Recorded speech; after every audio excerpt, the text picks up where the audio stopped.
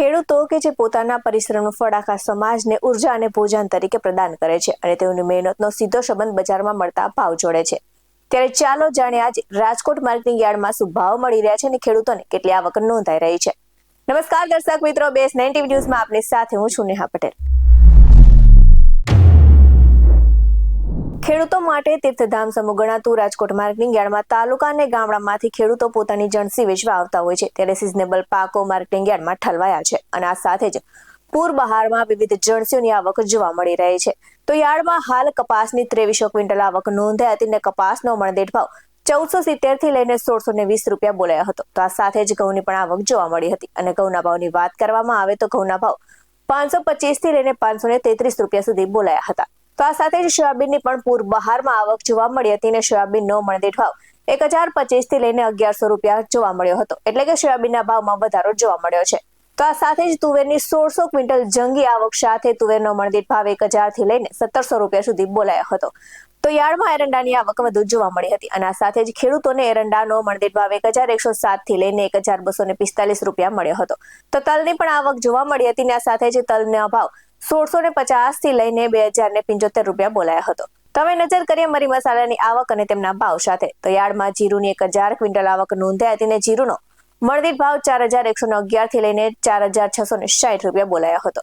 તો આ સાથે જ સૂકા મરચાની પણ આવક જોવા મળી હતી અને સૂકા મરચાનો ભાવ 2800 થી લઈને 5600 રૂપિયા ભાવ બોલાયો હતો। આ સાથે જ શાકભાજીની પણ આવક જોવા મળી હતી અને યાર્ડમાં લીંબુ, મરચા, બટાકા સહિતના શાકભાજીની આવક જોવા મળી હતી। તો યાર્ડમાં પપૈયા વેચવા આવતા ખેડૂતોને પણ સારા ભાવ મળ્યા હતા, તેમજ ખેડૂતોને રીંગણનો ભાવ 243 રૂપિયાથી લઈને 431 રૂપિયા મળ્યો હતો અને આ સાથે જ ટામેટાની પણ આવક જોવા મળી હતી અને ટામેટાના ભાવની વાત કરવામાં આવે તો ટામેટાના ભાવ 197 રૂપિયાથી લઈને 342 રૂપિયા ભાવ બોલાયો હતો। તો આ સાથે જ યાર્ડમાં વેલા પર થતા શાકભાજીની પણ આવક જોવા મળી હતી અને આ સાથે જ તુરિયાનો ભાવ 683 થી લઈને 1103 રૂપિયા બોલાયો હતો। તો કારેલા, ગલકા સહિતના વેલા પર થતા શાકભાજીની આવક પૂર બહારમાં રહી હતી અને આ સાથે જ લીલા મરચાનો ભાવ પણ સારો રહ્યો હતો। તો આ સાથે જ રાજકોટ માર્કેટિંગ યાર્ડમાં ખેડૂતોને પૂરતા પ્રમાણમાં ભાવ મળતા હોવાથી આસપાસના ખેડૂતો જણસી લઈને પહોંચ્યા હતા। આ સાથે જ સરદાર વલ્લભભાઈ પટેલ મુખ્ય માર્કેટિંગ યાર્ડની આજના ભાવની વાત કરીએ તો કપાસ બીટીનો ભાવ 1470 થી લઈને 1620 રહ્યો હતો। સફેદ જુવારનો ભાવ 895 થી લઈને 1090 રહ્યો હતો। તો બાજરીનો ભાવ 362 થી લઈને 400 બોલ્યો હતો। આ સાથે જ પીળા ચણાનો ભાવ 910 થી લઈને 1130 રહ્યો હતો અને અડદનો ભાવ 1050 થી લઈને 1700 બોલ્યો હતો। તો વટાણાનો ભાવ 400 થી લઈને 1600 બોલ્યો હતો। આ સાથે જ અજમાનો ભાવ 1900 થી લઈને 2800 બોલાયો હતો અને આ સાથે લસણનો ભાવ 1051 થી લઈને 1550 બોલાયો હતો। તો વરિયાળીનો ભાવ 1200 થી લઈને 1863 બોલાયો હતો।